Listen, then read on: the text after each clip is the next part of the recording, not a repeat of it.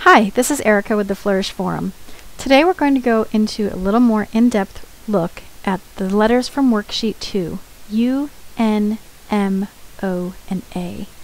I'll go over each letter, and I'll also slow down and do a letter in slow motion so you can see exactly how I formed the letter. You can see here I'm doing the U. I think it's important to focus on the strokes that we learned in the first lesson. You can see how I flick my pen up as I go up from the release. This can turn into a really bad habit, but I do work really quickly, so it's hard for me to prevent myself from doing that. You don't have to form your letter like that. If you want to go slower, you absolutely can. That's just how I've learned how to do it and developed a rhythm. And you can see I do work rather quickly. Some people like to work slower. It all depends on what you feel comfortable with. If I slow it down, I tend not to get as nice fine lines, and I get a little bit shakier. And here I'm showing you how to do the N.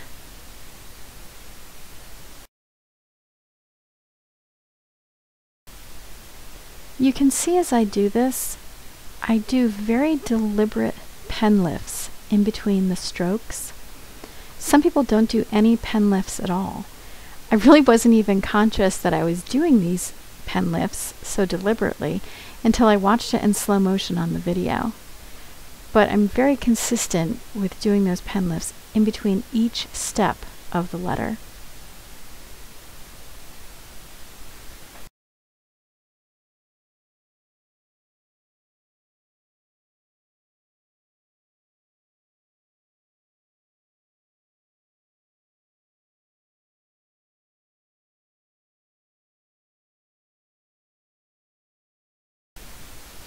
You can see as I make this M, I didn't do a very good job of keeping the 55-degree slant. Just as I hit the bottom, I'm off of the line. That's why I like practicing with guidelines underneath, because I can see if I'm maintaining that slant. It's really subtle, but it makes a difference when you see your letter once it's complete. And once the letter is complete, if you compare it to the other ones, it's just slightly askew from the slant that it should be at.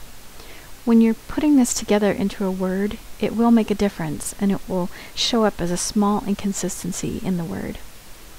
I thought it was important as I did this practice to just keep going if I had a mess up, because you're going to encounter that as you do lettering, especially if you're doing envelopes or work where you cannot stop or it's not for reproduction. Now with the O, you're supposed to start just to the right, maybe a quarter of the way down from the X height, and then go around counterclockwise, do your pressure, and then come back up and meet that initial beginning stroke.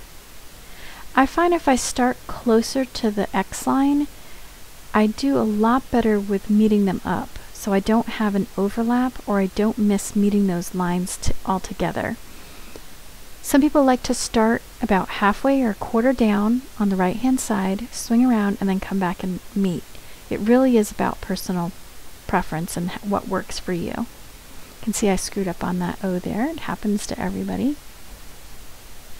Also, I wanted to note that as I'm doing the calligraphy for these lessons, I'm not doing any retouching at all because I want you to see what is possible. I don't want you to be misled in terms of what's coming out of the calligraphy that we're doing.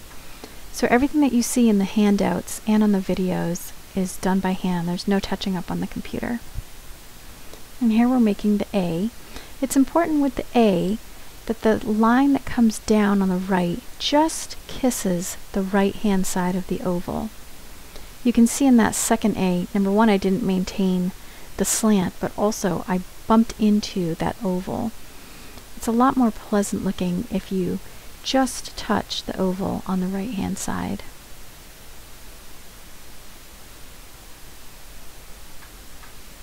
I like to go back and mark the ones where I made a mistake.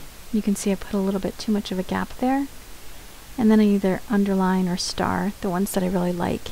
Also, make sure you're dating your practice. Thanks for watching. In the next lesson, we'll put it all together and start practicing with words.